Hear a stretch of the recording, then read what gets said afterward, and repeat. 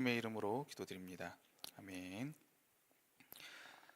네, 우리가 지금 베드로전서를 계속해서 읽고 있습니다. 우리 지금까지의 베드로전서 이야기들을 계속 우리가 상기시켜 나가야 됩니다.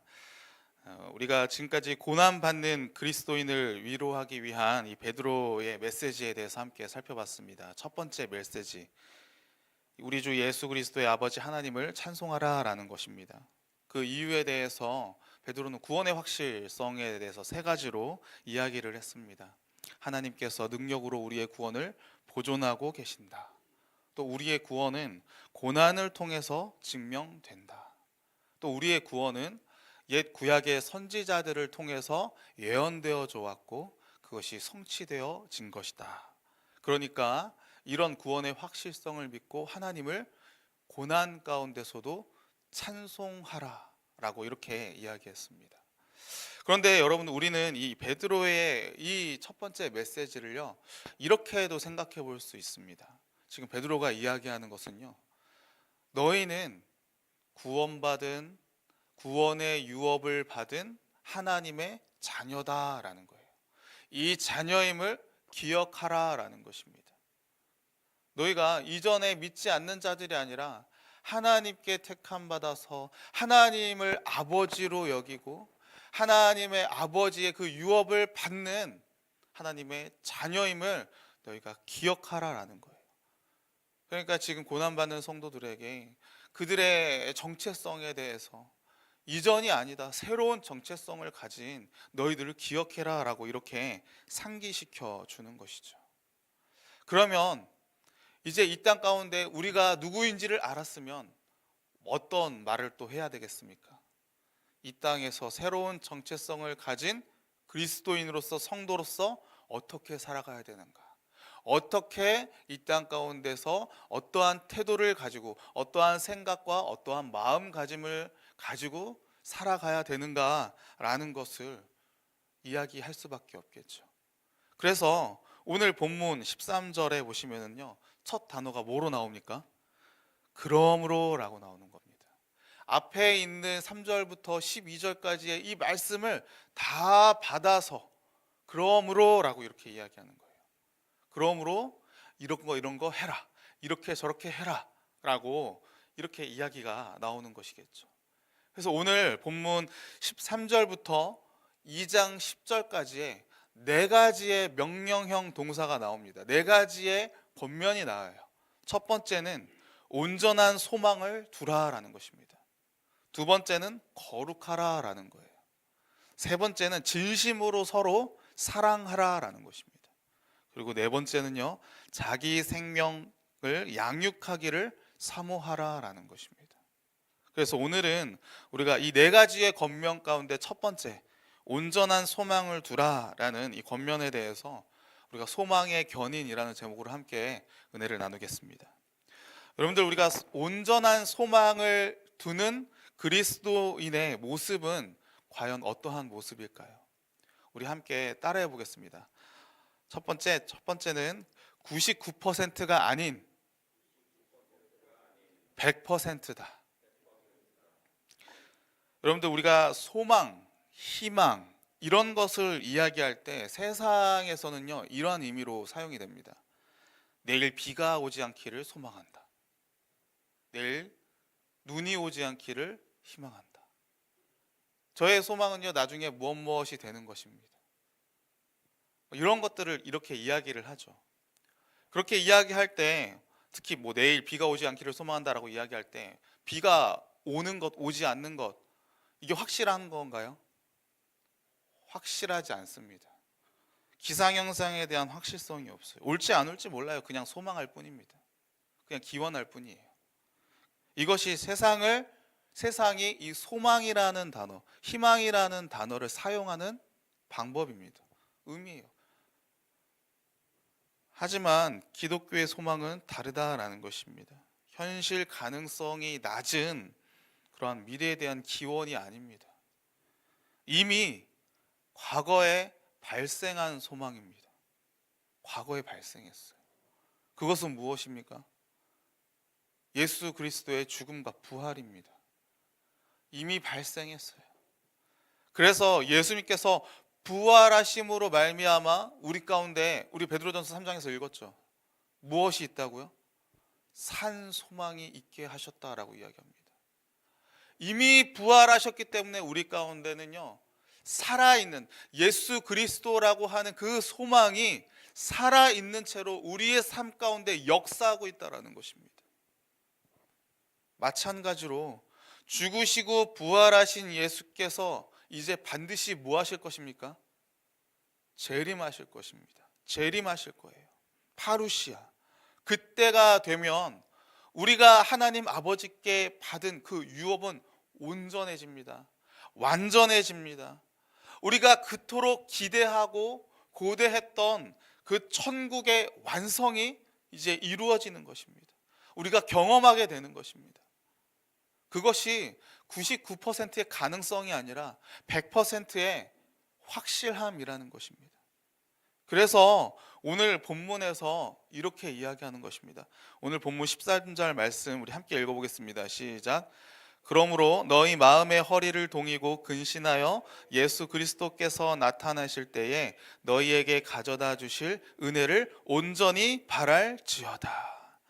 여기서 동사는 바랄지어다입니다. 바랄지어다. 근데 이 바랄지어다가 이 헬라어로 엘피조라고 하는데 이게 바로 소망을 두다라는 말이에요. 소망을 두다.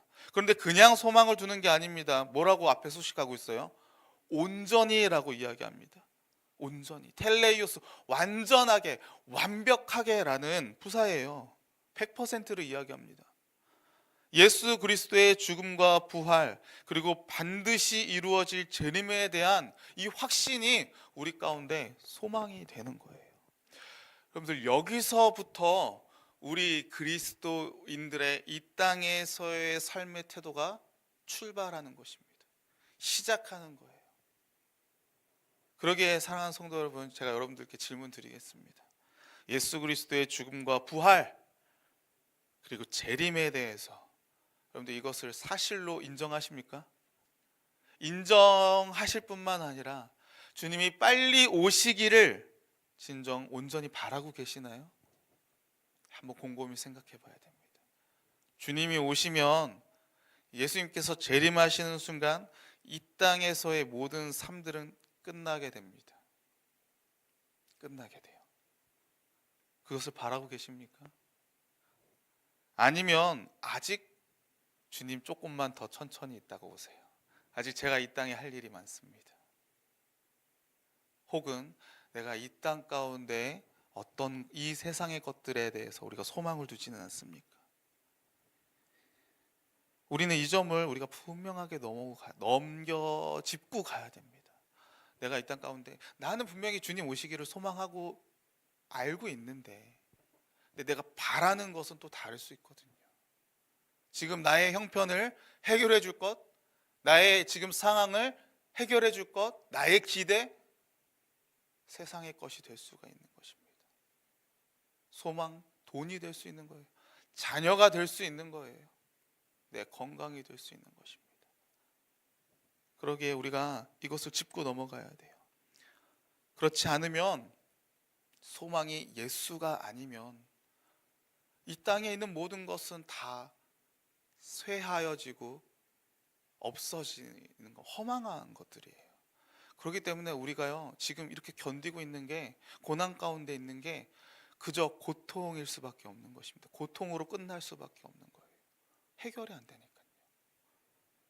그러기에 사랑하는 성도 여러분, 주님이 오시는 그 재림에 대해서 내가 100% 확신하면서 그것을 소망하고 있는지, 오늘 이 월사 기도회 때 우리가 첫 번째로 기도드려야 될 것, 주님, 내가 주님을 다시 뵙기를 간절히 소망합니다. 이 기도가 나오게 되기를 주님의 이름으로 축원합니다. 자, 그러면 예수 그리스도께 100% 온전한 소망을 두는 우리 그리스도인들이 이 땅에서 이제 시작하는 그 삶의 태도의 모습은 과연 어떠한 모습이 되어야 될까요? 두 번째로는요, 우리 함께 또 따라해 보겠습니다. 마음의 허리를 동이라. 마음의 허리를 동여야 됩니다. 여러분들, 허리를 동이다라는 이 표현들, 이때 당시에 이 사람들은 옷을 굉장히 긴 옷을 입었다라고 합니다. 그렇기 때문에 이 허리를 뭔가 일을 하려면은요 허리를 이렇게 쫙 매야 돼요. 우리도 마찬가지죠. 어떤 일을 본격적으로 시작할 때 뭐 합니까? 소매를 걷어붙이지 않습니까? 허리를 동이다라는 말은요 준비하다라는 말이에요. 어떤 일을 시작하기 전에 내가 지금 준비하겠다, 본격적으로 하겠다라고 하는 이 준비를 이야기합니다. 그러면 마음의 허리를 동이다라는 말은 어떤 말이겠습니까? 마음의 허리를 동이다. 우리의 생각과 우리의 마음과 우리의 이러한 것들을 준비하고 결단하겠다라는 말이에요. 그럼 우리가 무엇으로, 어떠한 마음으로, 어떠한 생각으로 준비하고 결단하겠습니까? 에베소서 6장 14절에는요 이렇게 이야기합니다. 그런즉 서서 진리로 너희 허리띠를 띠고 의의 호심경을 붙이고. 진리로 너희 허리띠를 띠라. 허리띠를 띠라는 게 이게 허리를 동이라라는 말이에요. 무엇으로 허리를 띠라고 이야기합니까? 진리로요. 진리는 무엇이겠습니까?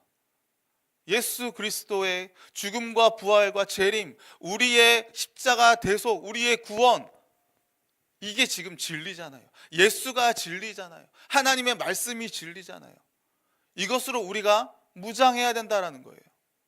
그리고 또 다른 의미가 있습니다. 여기서 이 진리를 알레세이아라는 것은 사실 진리도 있지만 진실됨, 충실함, 성실함, 이러한 의미도 가지고 있는 거예요. 그렇기 때문에 우리는요 꾸준히 진리에 대해서 우리의 마음가짐을 열어놓고 그 가운데 하나님께 꾸준히 우리의 마음과 결단과 생각들을 주님 앞에 아뢰며 나아가야 되는 거예요. 우리의 생각을 꾸준히 정리해야 됩니다. 나의 신앙에 대해서 내가 지금 무엇을 믿고 있는가? 하나님은 나에 있어서 어떠한 분이신가? 내가 지금 하나님의 말씀을 읽고 있는데 이 가운데 나의 삶에 적용되는 점은 무엇인가? 나의 상태는 어떠한가? 이러한 것들을 우리가 꾸준히 진실되게 성실히 정리해야 됩니다. 그 가운데 우리가 세상을 향해 분별해야 되는 거예요. 그게 돼야 나오는 것입니다. 나의 영적 상태를 파악하고 나의 영적 상태가 죄 가운데 빠져 있다. 하나님에 대한 그 열심과 하나님에 대한 그 사모하는 마음이 좀 약해진 것 같다. 내가 지금 이 사단의 유혹과 미혹 가운데 나의 마음 상태도 그것을 즐기고 있다라고 이야기한다면 다시 한번 결단해야 됩니다. 내가 피 흘리기까지 죄와 싸우고야 말겠다. 주님께서 그 길을 가셨던 것처럼 나 역시도 그렇게 가겠다라고 내 안에서요 스스로가 결단해야 됩니다. 준비해야 됩니다. 이게 바로 생각과 마음을 다잡는 것입니다. 이게 바로 마음의 허리를 동이라라는 거예요. 그러기에 오늘 우리가 해야 될 것, 우리가 기도할 때 여러분들의 생각을 정리하시기 바랍니다. 여러분들의 마음을 준비하시기 바랍니다. 그리고 주님 앞에 기도하세요. 그때에 우리는 기도할 수 있습니다. 하나님이 바라시는 기도, 하나님의 뜻에 맞는 기도, 하나님의 나라와 의를 위한 기도, 그것을 우리가 실현할 수 있는 것입니다. 저와 여러분들이 오늘 이 새벽에 이 기도를 하시기를 간절히 소원합니다. 자, 그리고 마지막으로 이 허리를 동인다는 것, 생각과 마음을 우리가 준비한다라고 이렇게 했었죠. 그리고 이것을 가지고 살아가는 방식이 바로 근신하라라는 것입니다. 근신하라. 여러분들 우리가 근신 하면은 생각하는 것들이 있습니다. 자기를 절제하는 것이겠죠. 또 꾸준함, 명석함, 도덕적 단호함, 이런 것들을 우리가 근신하라라고 하는 이러한 의미 가운데 생각이 날 것입니다. 맞습니다. 맞습니다. 그런데 오늘 본문에서 근신이라는 단어는요, 자기 절제라는 단어의 뜻도 있지만 술 취하지 않다라는 그러한 의미도 가지고 있습니다. 여러분들 술 취하지 않다, 이게 도대체 무슨 의미겠습니까? 여러분들 술 취하는 자들이 왜 술에 취하는 것일까요? 기분이 좋아서 술을 마시는 것도 있죠. 함께 즐겁게 나누게 하기 위해서. 근데 많은 경우에 술을 마시고 술에 취하는 이러한 상황은요, 힘든 세상 가운데 소망 없는 자들이 술에 취함으로 도피하는 겁니다. 도피하는 거예요. 더 이상 이 고난을 내가 감당할 수가 없는 거예요. 잊어버리고 싶은 겁니다, 이 현실을. 그러니까 도피성으로 술에 취해 있는 거예요. 그런데 여기서 술 취하지 말라, 술만 있겠습니까? 다른 것들은 없을까요? 돈, 사업, 우리 가운데 가정에 문제가 있는데, 분명히 문제 있는데 나는 밖에 나가서 열심히 돈 벌면 되지, 내 할 일 하면 되지, 이쪽에 빠져드는 거예요. 다른 곳에 문제가 있는데. 그 영적인 종교성도 마찬가지입니다. 문제가 분명하게 있는데 이런 것을 그냥 하나님에 대한 열심으로, 내가 열심히 기도하고 내가 열심히 말씀 보고 내가 열심히 예배 드리고 이렇게 함으로써 이것은 하나님께서 해결해 주시겠지, 도피해버리는 겁니다. 그런데 그리스도인의 고난은, 문제는 그렇게 해결되는 게 아닙니다. 하나님 그걸 원하시지 않으세요. 주님께서 말씀하셨잖아요. 드리려고 오기 전에 형제와 다툼이 있거든 뭐 하라고 오라고요? 다툼 해결하고 오라고요. 그냥 와서 주님 해결해 주세요, 주님께서 저 열심히 주님 앞에만 기도하겠습니다, 주님이 모든 것도 다 해결해 주실 겁니다 하고 이거 해결하지 않으면 주님께서 받지 않으신단 말입니다. 우리 그리스도인의 고난을 대처한 자세는 그게 아니에요. 오늘 본문 속에서 베드로가 근신하라 라고 이야기하는 것, 고난받는 성도들입니다. 현실의 사회 가운데 차별받고 고통받고 경제적으로, 문화적으로, 사회적으로 억압을 받고 있는 이러한 상황인 거예요. 그 가운데 근신하라라고 표현하는 것, 아마 그때 당시의 사람들도 이 술 가운데 도피성의 문제로 이렇게 간 사람들도 분명히 있을 것입니다. 그 가운데 이야기하는 겁니다. 근신하라, 직면하라라는 거예요. 도피하라, 다른 것에 지금 쏠려 있는 것이 않습니까? 이 세상한 것에, 이 세상에 있는 것에, 유한한 것에, 허망한 것에, 그런 거 붙잡지 말고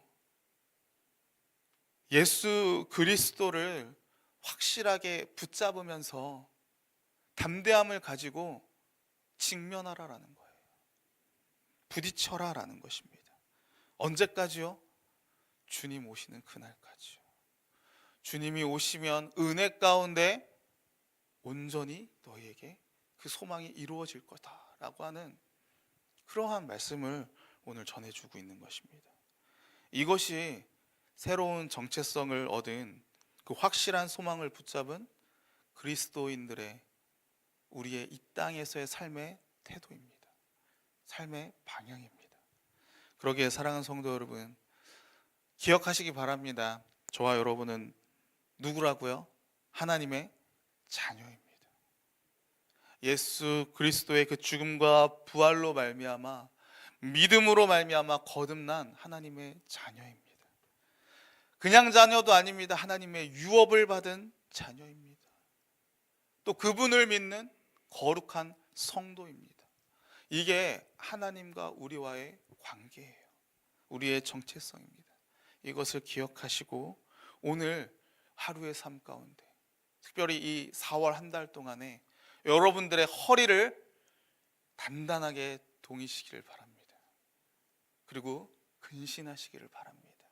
주님의 은혜를, 주님께 소망을 두고 사모하셔서 이 어려움을, 이 고난들을 직면하시고 이겨내시기를 주님의 이름으로 축원합니다. 우리 함께